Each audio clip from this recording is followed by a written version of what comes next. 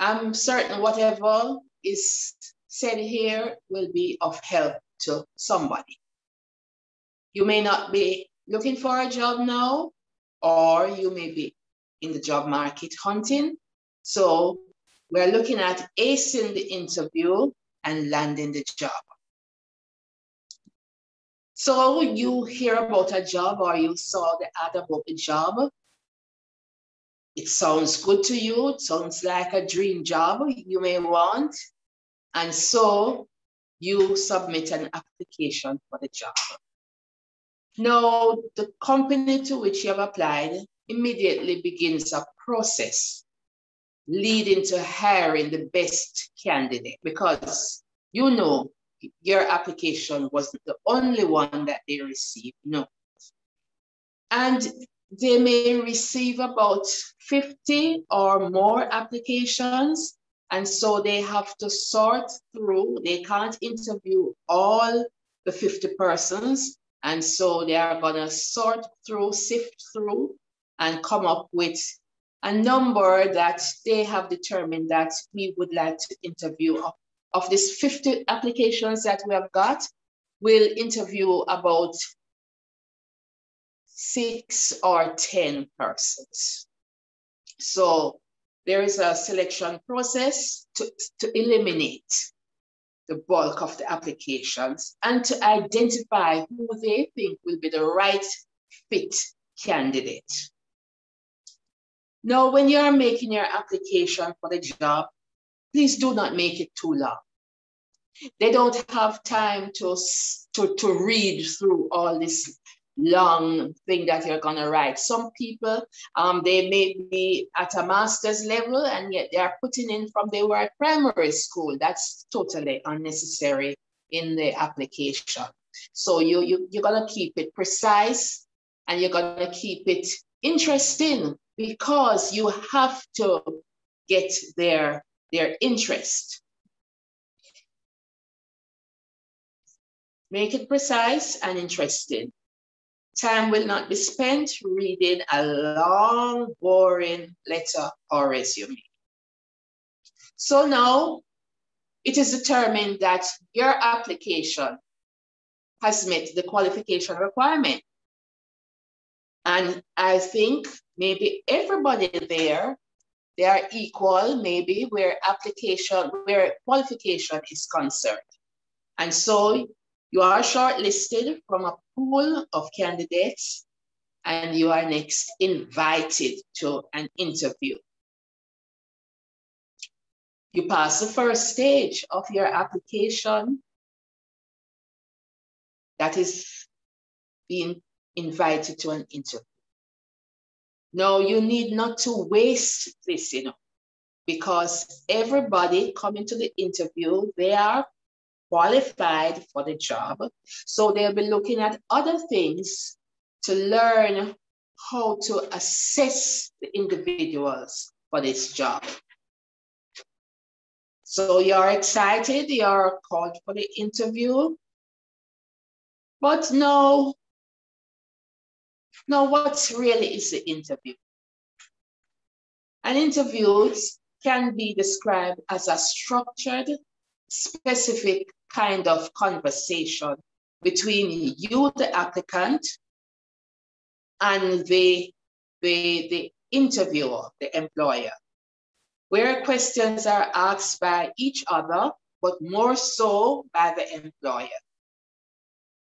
It is the most important job-seeking skill and the barrier that every job seeker must face before getting hired. It sounds frightening, but it doesn't have to be that way. Now you may ask, what is the purpose of the interview? The interview is to assess the individuals who are all qualified if you would be a good fit for this specific job, and will assist in determining if you will fit in the organization itself. Now, during an interview, there are two main pieces of information an employer wants to get. They want to know why you want the job and why you should be hired. Those two things they want to know. And all the questions they're going to ask are designed to get more detailed information about those two things. The interview will take you through you and your qualifications. The basic formula for answering these questions is present your main idea first. Then you elaborate on your main idea. Then you support your main idea with an example. So an example of you and your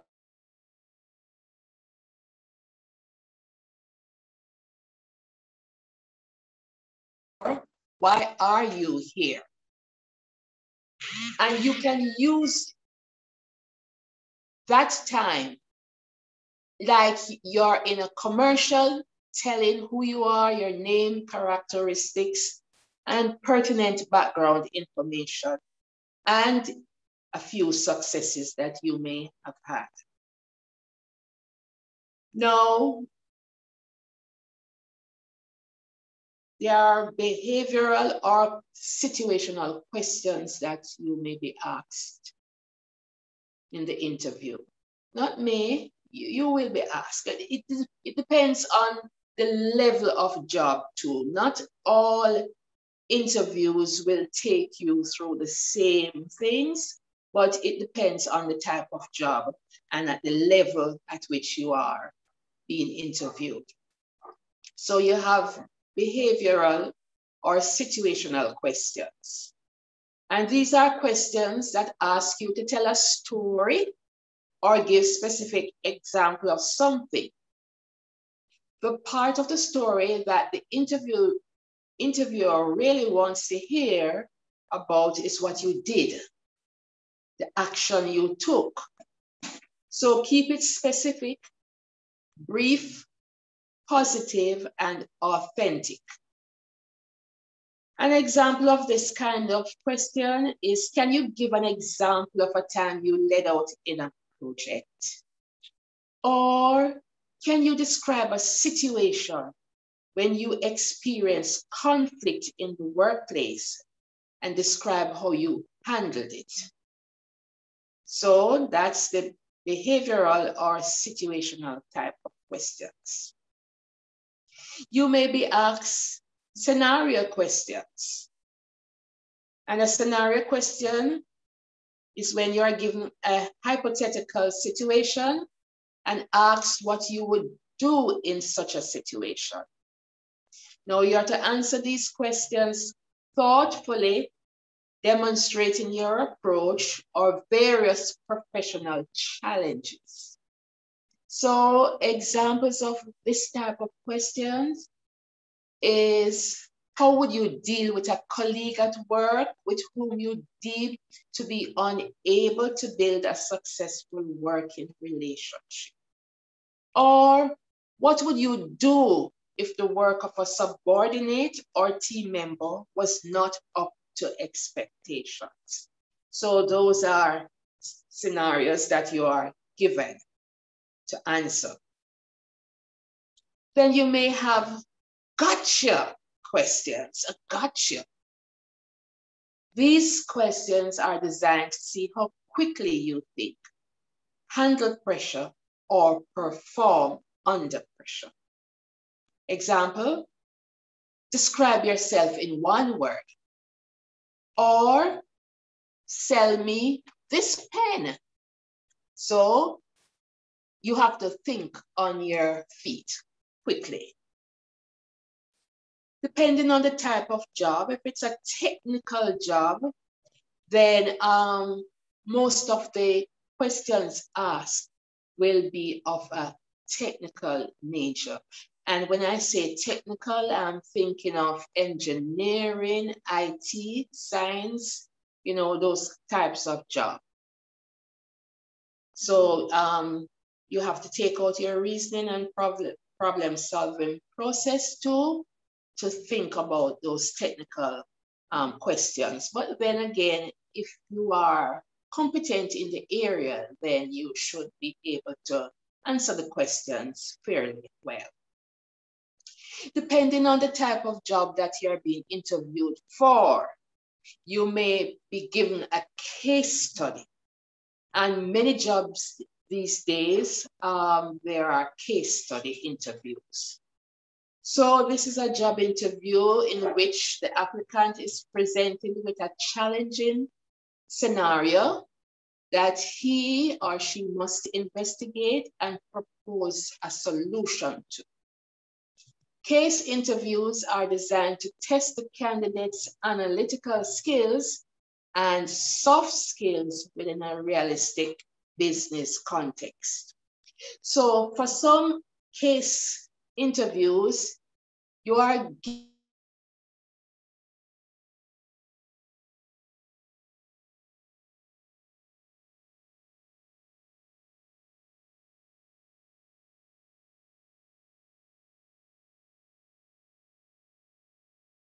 and you make your presentation to the person's interview. So now, I have looked at the interview where the employer, the interviewer, has all these questions. And as I said before, they ask most of the questions. But you too, as the interviewee, the person being interviewed, you want to know certain things. So you are given an opportunity to assess whether the position is a good fit for you, because you also have to think about that. So you need to ask questions like, what does the work involve? What is the work culture like in this organization? You need to know if this position really matches your professional goals, value, skills, and interests. Now, you may wonder if there's a key to successful interview, and I would say yes.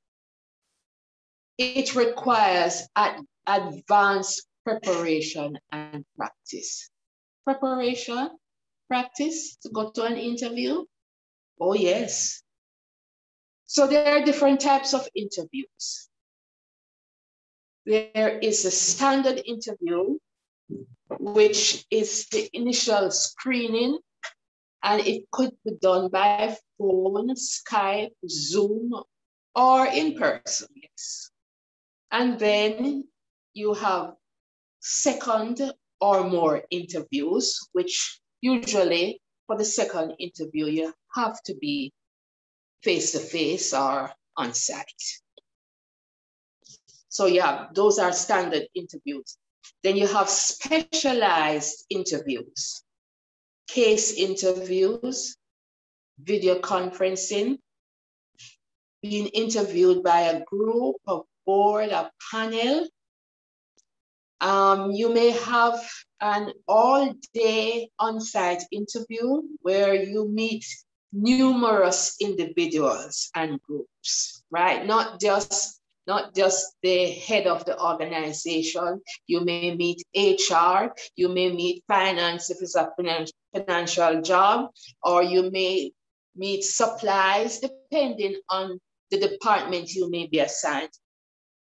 The interview may take you through different departments, right? Different people. Now, if you're there all day, then I expect that they'll take you for lunch. And being at lunch, you're being looked at too. It's part of the interview. It's part of the interview, so you're being watched. So put on your best show for lunch. So as I said, you have to prepare for the interview. The preparation for the interview, face-to-face or on phone, is usually the same. You have to know the job. know the job you have applied for. You have to know the organization. Yes. And so knowing the job and knowing the organization will require that you do some research. You're going to research on the company and you're going to research on the position because you want to learn more about it. You're getting ready for the interview. You're going to read up websites, social media, or you may network with persons you know who work or formerly worked at that company to get an inside perspective. Nothing wrong with that. Try also to find out who may be conducting the interview. Having this background information will allow you to speak more intelligently about the company and about the job. Stay current on industry news. If it's a specific kind of industry, stay current. Read up on what's happening in that industry. The other thing you have to do in preparation for the interview is to know your resume. Yes, know what you have written. It is you who wrote it, but some people haven't written it some time ago. They don't look over it. So you need to review the resume and prepare to discuss every aspect of it. Expect questions about your choice of activities, concentration, project, or professional experiences. Focus your responses on how they relate to the job for which you are interviewing. Don't take them all over the place. Now get the dates in your resume right. Some people, they do the resume and there are gaps in the dates. Now, gaps in the date pique the interest of HR individuals. They want to know what happened to you during this time that you have mentioned nothing about. Now, you may have taken time off from your professional work because you became a mother, or you wanted to homeschool your children up to a certain point, and so you were not in the job market for a certain time. So let them know what happened in the period when there is a gap. In preparation for the interview, you need to know yourself. You need to know your strengths and weaknesses, right? And you also need to line up your references, because most times when the applications come in, it says references will be given, at a later date. So you need to line up your references once you've been invited to the interview, because, you may just ace this job. In preparation, practice answering interview questions. This will help you to assess if your explanations are clear and how well you connect your experiences to them. So there are a few questions that, everybody know about. So you can ask yourself them and talk out loud your answers. You are preparing for the interview. Also prepare questions to ask during the interview. Not only what you may be asked, but what you are going to ask. This is your chance to show engagement. You're going to engage HR. These questions will help you to obtain the information you need to make an informed decision and show up your interest in the organization. Communicate your value at the end of the interview. So you're going to be talking and you're going to be asking questions. No, You don't want to go to the interview all stressed out. So I'm going to give you a few tips for reducing stress on the interview day. Plan your trip ahead of time. Confirm where you're going to be meeting persons. If it is a face-to-face, confirm where you'll be meeting or where the organization is located. Map out the location and determine commuting time. Rehearse your travel time. And remember, traffic may delay you, so leave well in advance.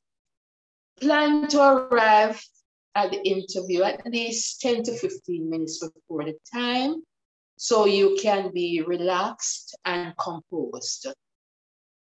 Now, the interview begins from you enter the door. Yes, you are going to be seen, and the interview really begins from there. So don't go hustling in late and hustling in, and no, try to reach on time. You want to get this job. You want to get this job over another candidate. So you are going to be at your best. Now, what you need to take to the interview. Take at least one copy of your resume, because while you are waiting, you can review it. Take pen and paper. I've seen where individuals come for interview, they are given an application form to complete, and they have to be borrowing a pen. So they weren't prepared. So you have to take your pen, and you need to have your paper so you can make your own jottings.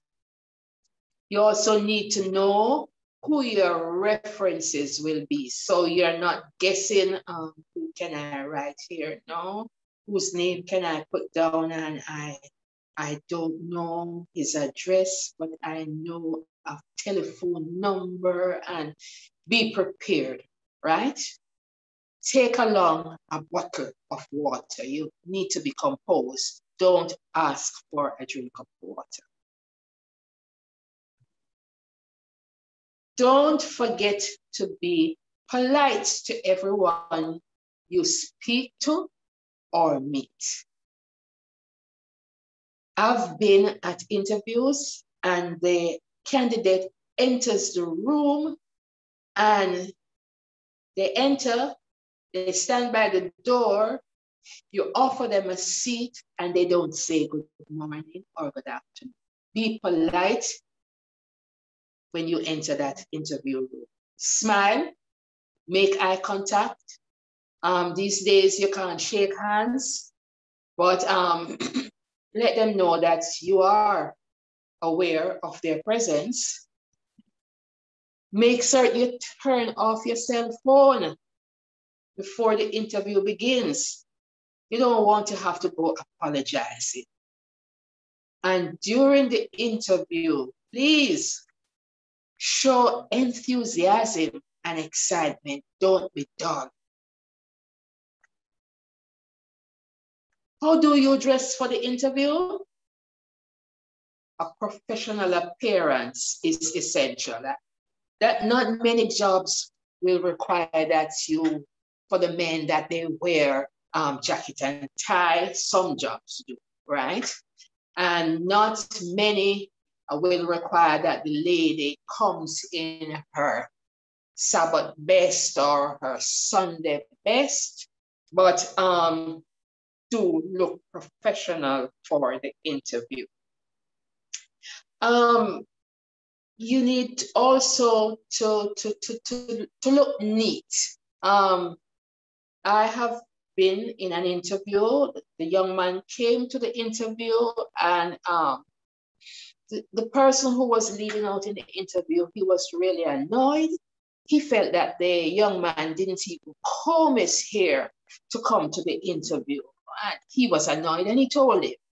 But, you know, I tried to let him know afterwards that it's a style.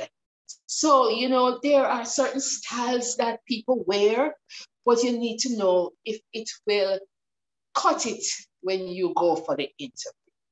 right? So look your best for the interview. Ladies, don't go with too much makeup.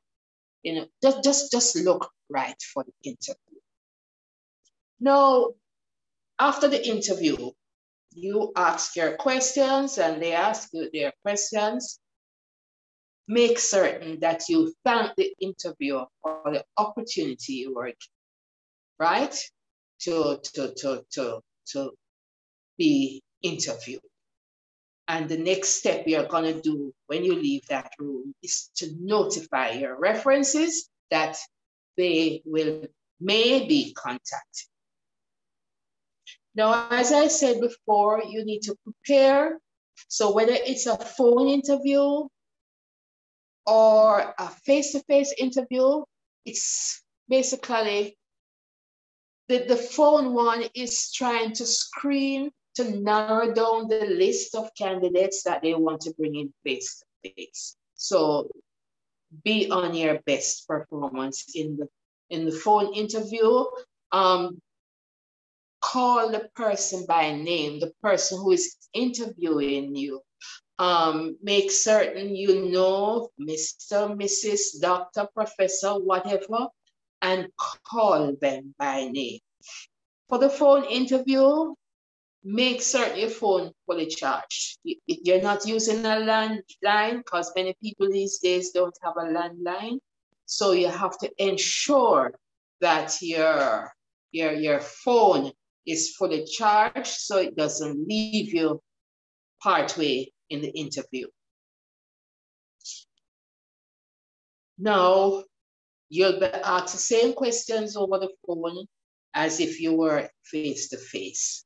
And so you need to have a copy of your resume there with you so you can look at it, have your pen and paper. You're in your house, but, you know, make yourself comfortable.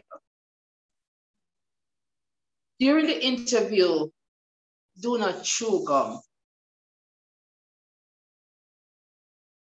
Speak slowly and audibly. Do not interrupt the interviewer and address, do not interrupt the interviewer, right? You're asked a question, take your time to answer it.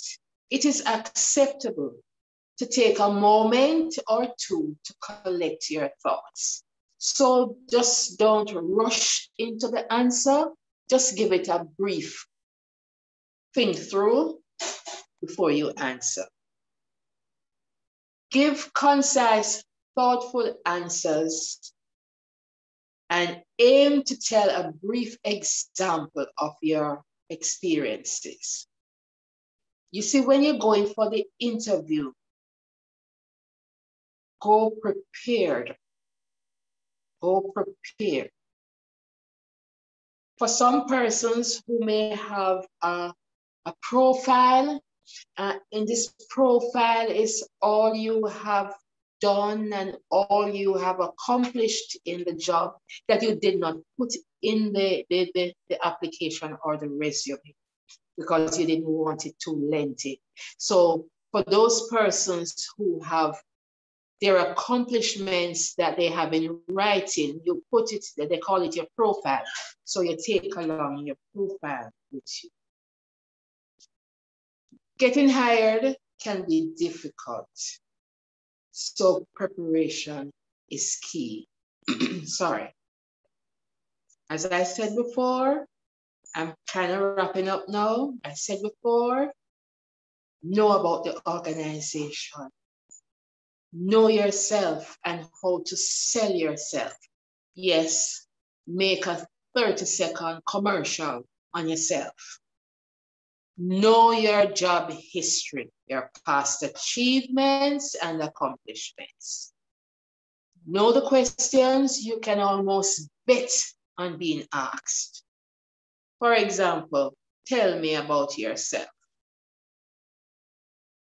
Now, as I said before, prepare questions of your own. At the interview, you have to make a good first impression. Not many times you are given the opportunity to make another impression. So remember now, it's the first impression. Be punctual. Look the part. Look the part. Your resume is important. Your qualification is important, but you're going to be looked at from head to toe. Dress appropriately. Take care of the hair. Look sharp. Be enthusiastic. Don't waste this opportunity. They have others they are going to be interviewing, and you want to be selected. You want to land this job. So there are these things you have to do. You have to be well groomed.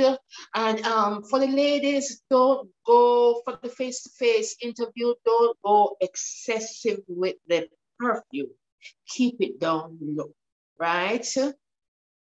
At the interview now, as I said before, bring the right stuff, your pen, your note paper, your resume, your portfolio, your PowerPoint presentation, articles written if there are any.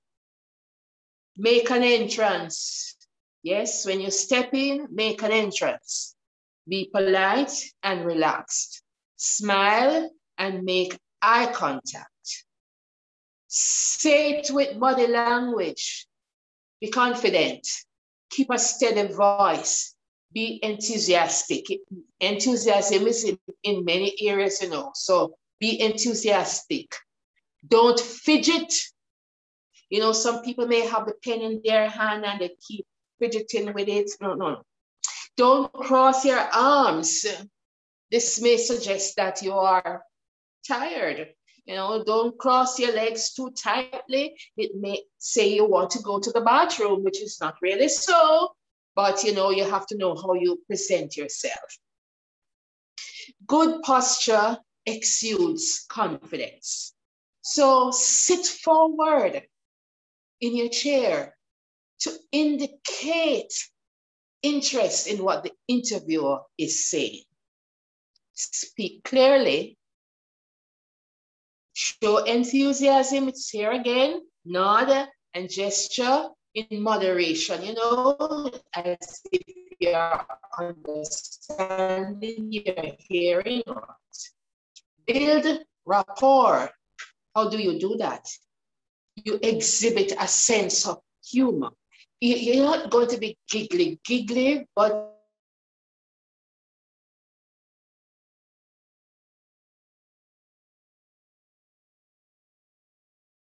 good questions. Don't, when you're asked, do you have a question? Do not, the first thing you say is, how much is the salary? That's a turn off, right? So do not ask about pay. Pay may come up maybe if you're, depending on the type of job too, it may come at the second or third interview. So upfront, you're not talking about pay. And they may ask you what type of salary you are expecting. So you need to know the job market, what is being paid out there, so you don't go too high. So as I was saying now, you ask really good questions, and this will reveal interest, knowledge of job, and knowledge of the industry that you are trying to get in. Never make negative statements about previous employer. Yes, some people at interview, they do talk negative things about their previous employer. Do not do this. And master the art of questions and answers. I'm open for questions. Is it okay for us to just send a resume instead of an application letter? Is it okay? Because normally persons would send two of the same. application and resume? The application is just a cover letter, right? So it's not going to be saying all that is in the resume. So it's just a cover letter, and it is good to have this cover letter. Okay.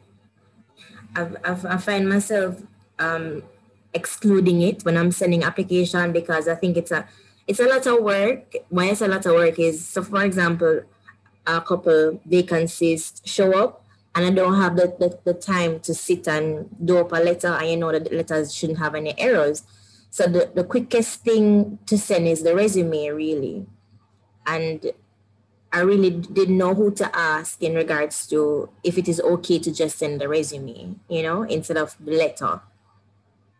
So, you know, that was... Once it says, if you're going from an ad and it says application should be sent to this place, then a resume alone is kind of poor.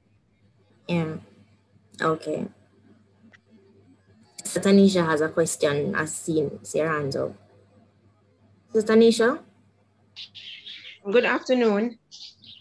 My question is regarding the resume. You first stated that it should be short. No. How could you prioritize your level of experience? Maybe you have a lot, especially persons who go on practicum, internship, and you know you've done a lot of that. How do you prioritize, you know, your level of experience, like putting the jobs that you've been in and things like that, in order to make your resume short? I know you mentioned the school part, but what about your experience? I don't know if I've got you wrong, but to me, you sound like you may be a teacher. Exactly, right. Okay, I know all right. You go Okay, to all right. But you see, the job you're making an application for, the persons who are going to go through it know that you cannot reach a certain step, a certain level, if you didn't do your practical, if you didn't do your internship. You know, you cannot reach a certain level if you didn't do certain things before. So those things are expected. It is expected that you would have done those things. So those things are not necessary to put in the application. Makes sense. Thank you. I see Uncle David's hand is up. Thank you very much. Love the presentation. Just a few things, Sister Ming. What I notice now is this. Hearing me? Uncle David is a little low. Lift the voice a little more. Is this okay? Okay, go ahead. All right. What I've noticed now, even recently, we have advertised a position, and we have gotten several applications. But what I noticed, even the resumes are short, but I notice now persons are sending in newspaper clippings, things that they have done based on the position that they're applying for. If they wrote an article in the newspaper, they are submitting that. Is that okay now to be submitted with resume? And what that does is that it bulks the resume. So while the cover letter and the resume may comprise of, say, 3 pages. And when I say 3 pages, is 1 page back and front and just the front of another. Is that okay? Number 2. That person or those persons, right? What they need to do is to have the portfolio to bring to the interview, right? But they are thinking that if the employer sees this, well, they will really go for me. But that's not necessary. What they need to do is to set out what it is, their qualification, their experience, and they can say they have written how many papers or whatever, but bring the written things to the interview in a portfolio. Right.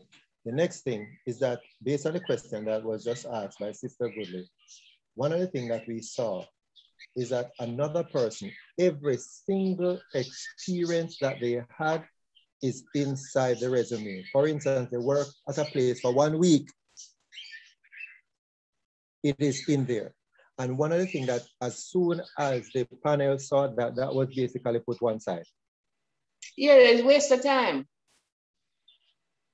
And the last part for me now is this, dressing the part for an interview. With how dressing in today's world goes and the hairstyles and such the likes. And even if you go to some of these organizations, because just a carefree walk through New Kingston and you will see the professionals here from a layman like me who is from old school, right? I hear like that to me says unkept.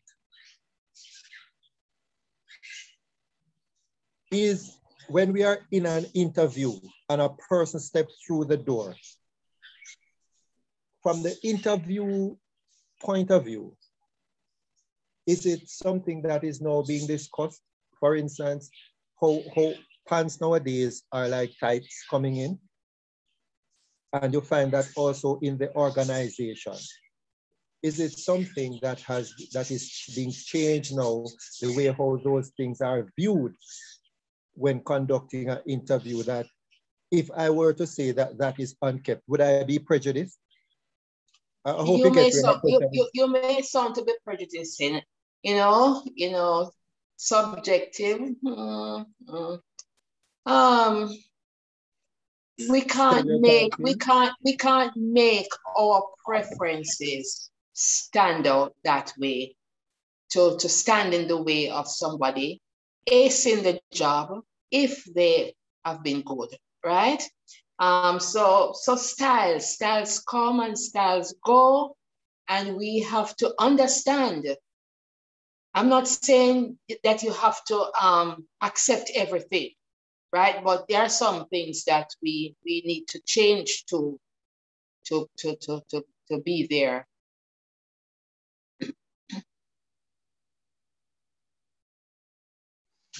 Are there any other questions?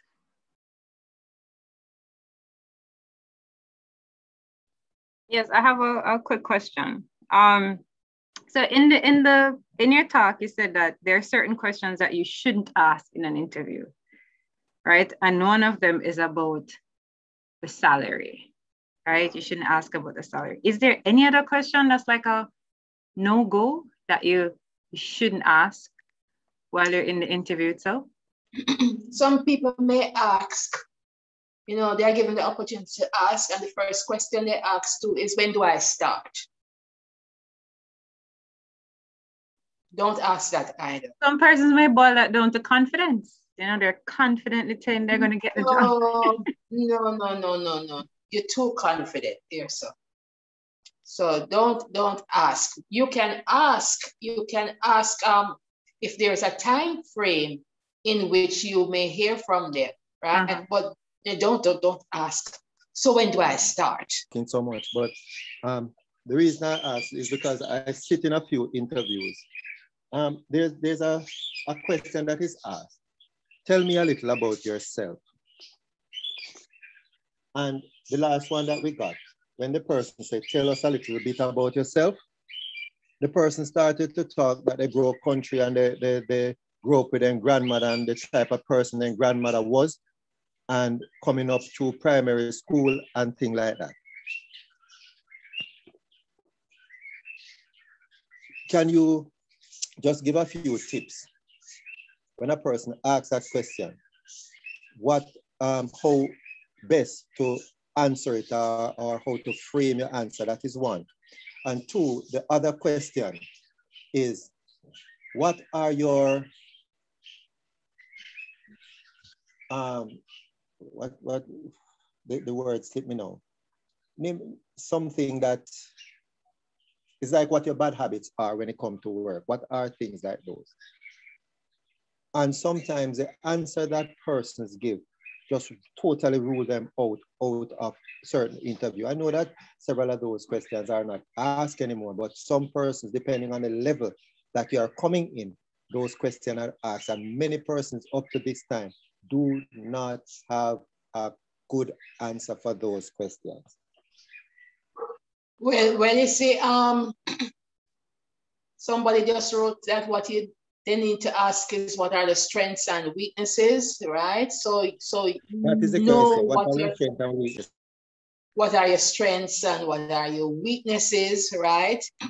And the person who's gonna talk about them, they grow with them grandmother and all of that, it's a little bit too much. That's a little bit too much to be at the interview. So maybe they need training. They need to ask individuals, I'm about to go to an interview.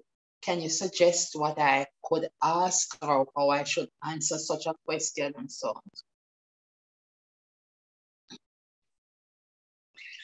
The point I'm making is that persons, when you're in an interview, keep the answers that you are giving in line with the position or the job that you are seeking. Your strengths and your weaknesses, it is not pertaining to your sleight of hand or your... It's not a personal something. Right, that is what I'm trying to get.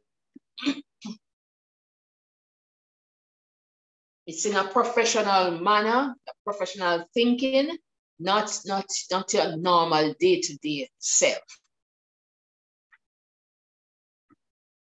All right, I have another question. Was somebody going? I was just going to say, whatever you're good at, you mention what you're good at, how you started and what you want to do in the future, probably, how you want to grow with the company or how you've been growing mentally as it relates to your professional background. You can probably use those. So for example, for me, it probably would be what I enjoy doing, which would be maybe graphic designing or editing videos. For the person, it probably would be writing, whatever the job entails, tailor to whatever it is. Go ahead, Auntie Chanel. And remember, there is also the question from the employer. How do you see yourself in the next 5 to 10 years? Yes, that is a good one as well. Yes. Yes, that's a good one as well. So my question is, how important is networking to landing a job? Because sometimes persons may say, oh, it may not even be an interview, is the formality, right? Somebody may tell you about this, and the interview process is merely just for probably ticking the boxes that we've gone through the process to get this person. How important is networking to getting that job that you want to get? And I have another question, a follow-up question to that. The days of you being so certain that you're gonna get this job because maybe it was lined up for you and you're just going through the motion and so on, those days are fast leaving us. People are being very scientific and they want to know about this individual because some jobs, it's about a panel interview, right? Mm-hmm. And so you have to be impressing more than one person. Okay. My follow-up question is going to be like, so do you think networking is important, or it's important, but it doesn't bear that heavily on getting a job? Networking is not so to get the job. That's not what networking means in the sense of interview. It means that you're trying to find out about this specific organization, this specific job. So you ask persons who may have been there, what it is like, what the job includes, and all of that. So you are you know when they ask you certain questions, you can answer coming from an intelligent point of view. Okay, so you don't add somebody on LinkedIn because once they get connected, they're going to ask them for a job. You connect with them to get information. I don't know about that part. All right. This talk this evening was kind of generic because you have different level of jobs, different types of jobs. So as I said before, I think that everything don't apply the same way. Because for the individual who is just leaving high school for a low-level job, you probably won't go through all of this thing, right? But then this is just for information because you are not going to be staying at that level. You will be moving up sometime soon, so you want to know how to behave at the interview. I'm not sure if anybody asks this question or I stepped away for a bit. I don't want to ask nevertheless.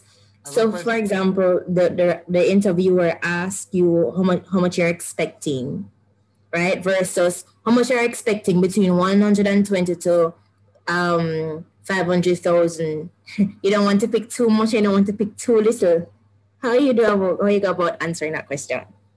That's part of the research that you have to do in preparation for the job because you must know what the market is paying for a job like this. Okay, that is true. Uncle Mark, your hand is up.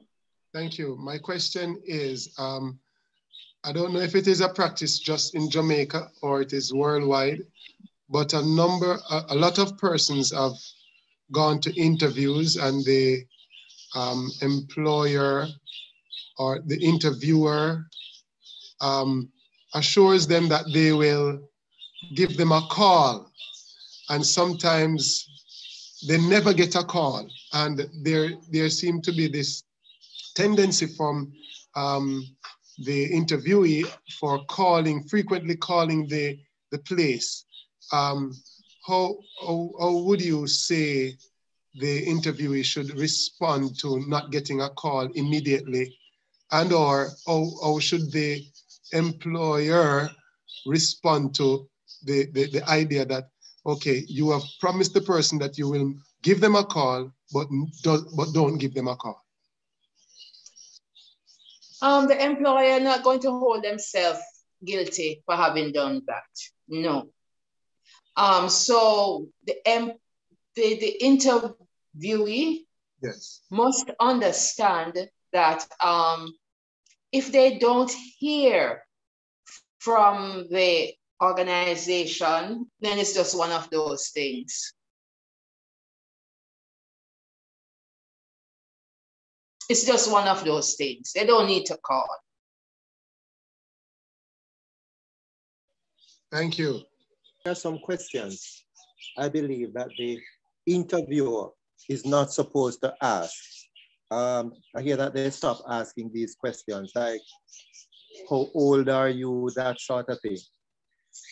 If one of those questions that are not supposed to ask, because I think when you're doing your research, you might cross a few. If in an interview, someone was to ask you something like that, one of those questions that is said not to be asked in an interview, or you have no obligation to answer that, how would one respond? Do we just go ahead and just answer the question and get it out of the way? Or do we politely say that with all due respect, I don't think that is a question that is to be asked. And as a result, I reserve my answer. How would we handle something of that nature? Let me go back now to the resume. In the resume, you don't need to put your date of birth. You don't need to put whether you're married or you're single. Those things are not necessary to put in the resume, all right?